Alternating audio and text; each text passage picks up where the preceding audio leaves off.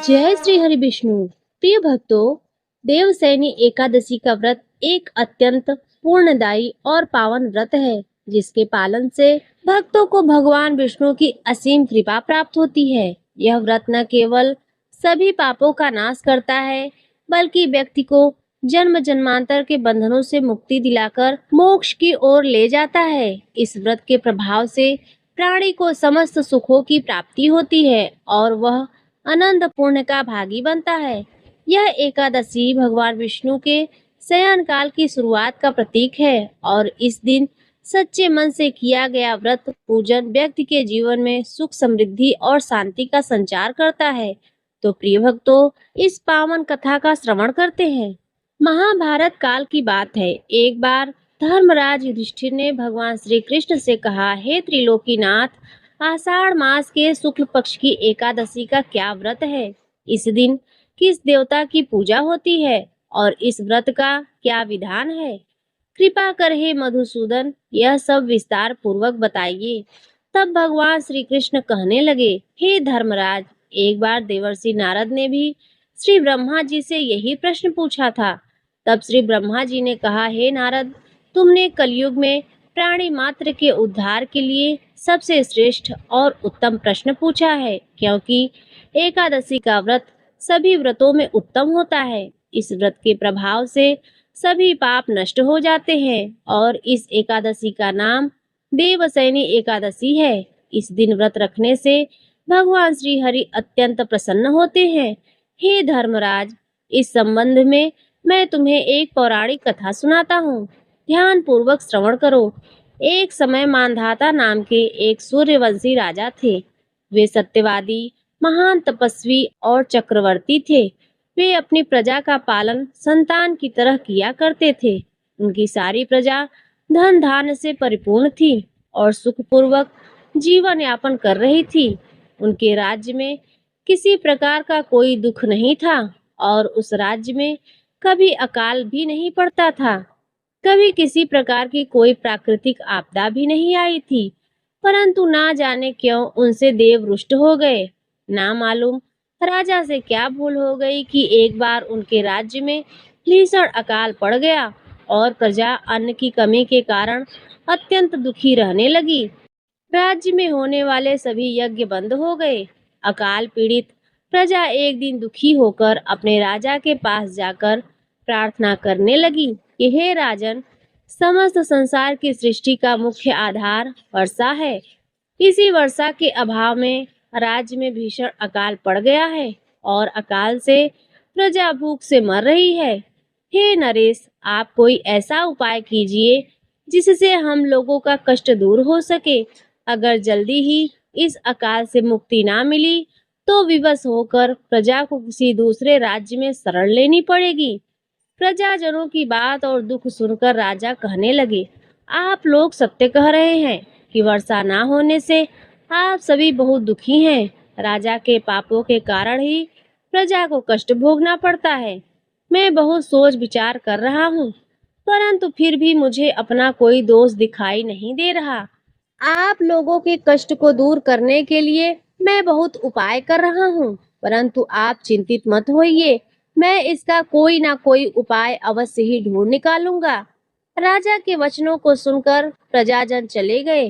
राजा मांधाता भगवान की पूजा कर कुछ मुख्य व्यक्तियों को साथ लेकर वन को चलते हैं।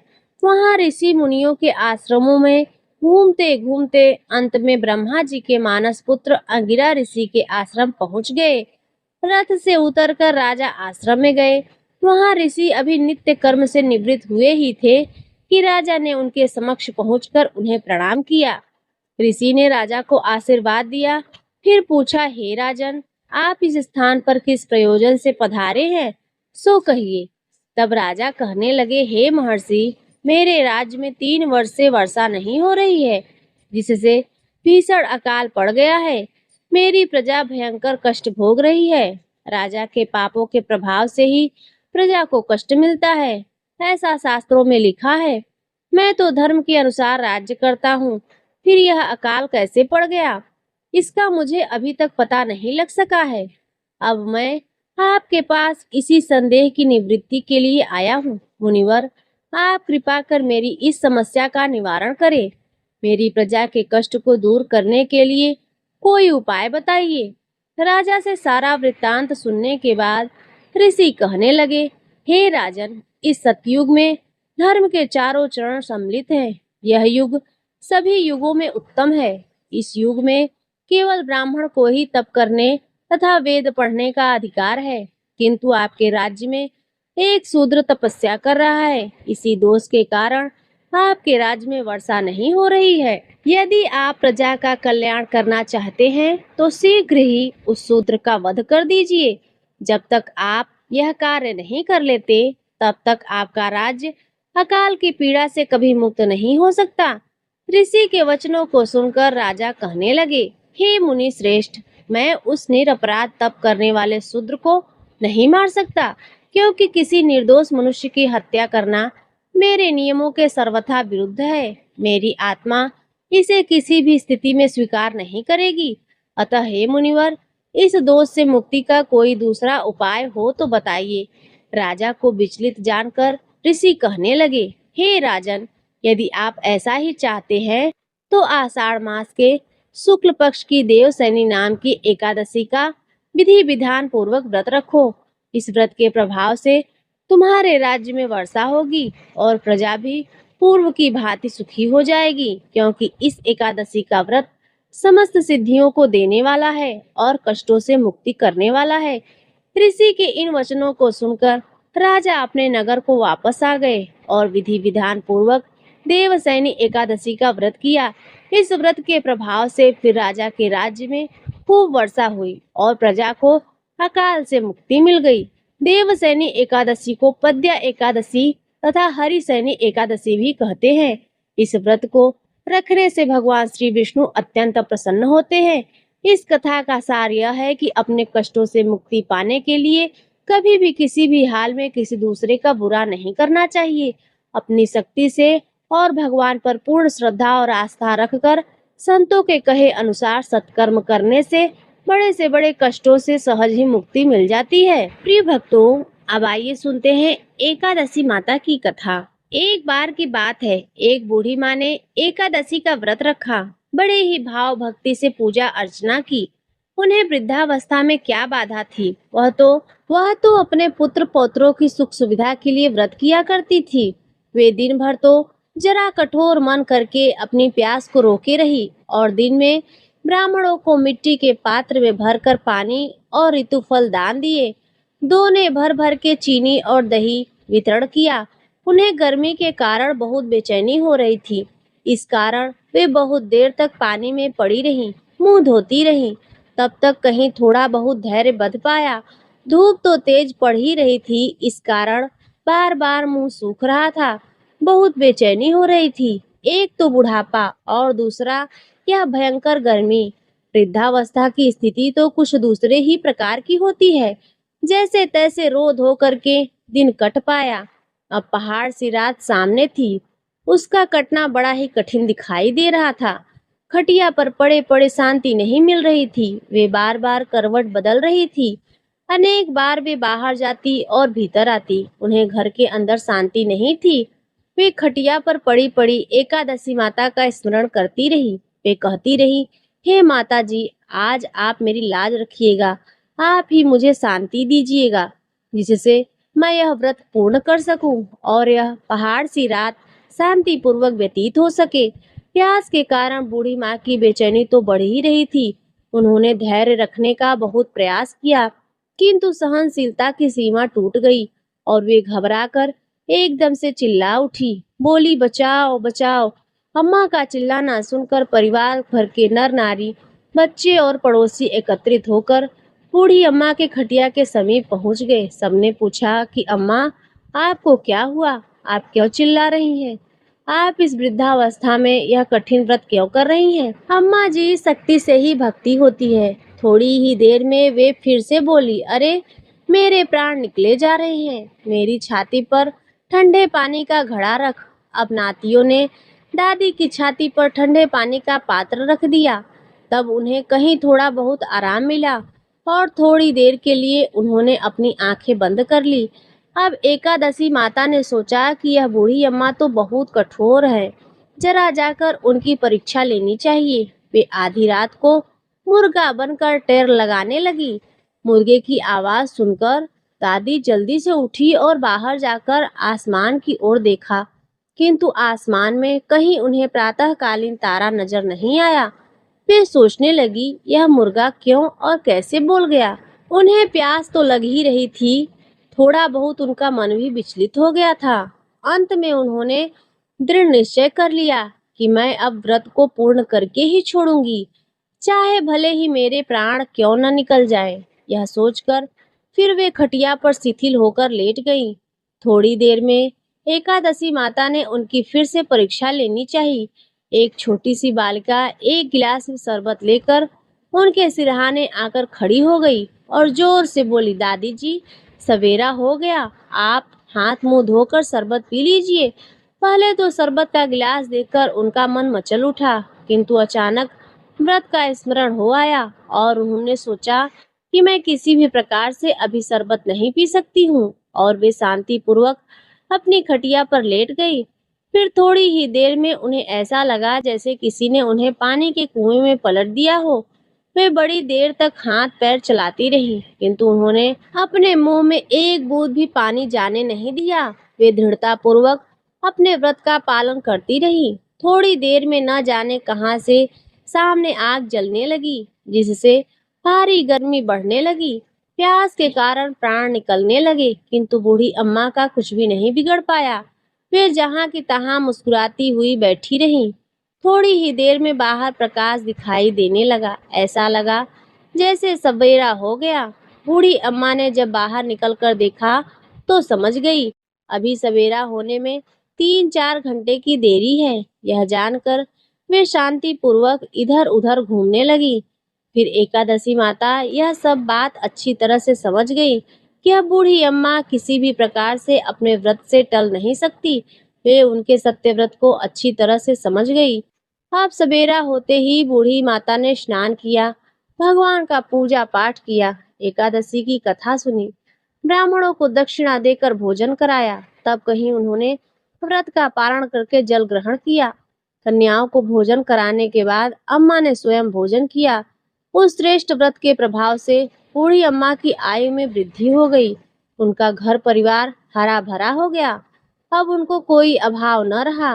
वे हर तरह से सुख साधनों से संपन्न हो गई।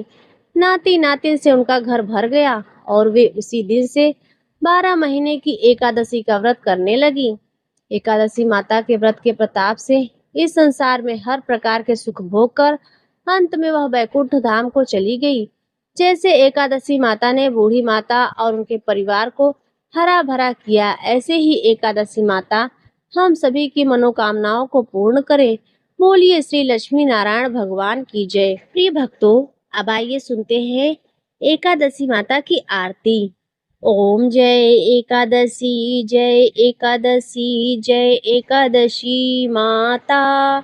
विष्णु पूजा व्रत को धारण कर शक्ति मुक्ति पाता। ओम जय एकादशी, जय एकादशी, जय एकादशी माता। विष्णु पूजा व्रत को धारण कर शक्ति मुक्ति पाता। तेरे नाम गिनाऊं देवी, भक्ति प्रदान करनी, गण गौरव की देनी माता, शास्त्रों में वर्णित। ओम जय एकादशी माता। विष्णु पूजा व्रत को धारण कर शक्ति मुक्ति पाता। मार्ग शीर्ष के कृष्ण पक्ष की उत्पन्न विश्वतारिणी, जननी शुक्ल पक्ष में हुई मोक्षदा मुक्तिदाता बन आई। ओम जय एकादशी माता। विष्णु पूजा व्रत को धारण कर शक्ति मुक्ति पाता। पौष कृष्ण पक्ष की सफला नामक है, शुक्ल पक्ष में हो या पुत्र दा आनंद अधिक रहे। ओम जय एकादशी माता। विष्णु पूजा व्रत को धारण कर शक्ति मुक्ति पाता। नाम षष्ठीला माघ मास में कृष्ण पक्ष आवे, शुक्ल पक्ष में जया कहावे, विजय सदा पावे। ओम जय एकादशी माता, विष्णु पूजा व्रत को धारण कर शक्ति मुक्ति पाता। विजया फाल्गुन कृष्ण पक्ष में शुक्ला आम्ल की, पाप मोचिनी कृष्ण पक्ष में चैत्र महाबल की। ओम जय एकादशी माता, विष्णु पूजा व्रत को धारण कर शक्ति मुक्ति पाता। चैत्र शुक्ल में नामदा धन देने वाली, नाम वरुथिनी कृष्ण पक्ष में वैशाख माह वाली। ओम जय एकादशी माता, विष्णु पूजा व्रत को धारण कर शक्ति मुक्ति पाता।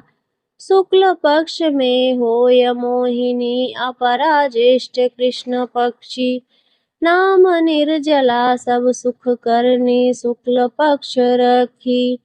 ओम जय एकादशी माता, विष्णु पूजा व्रत को धारण कर शक्ति मुक्ति पाता।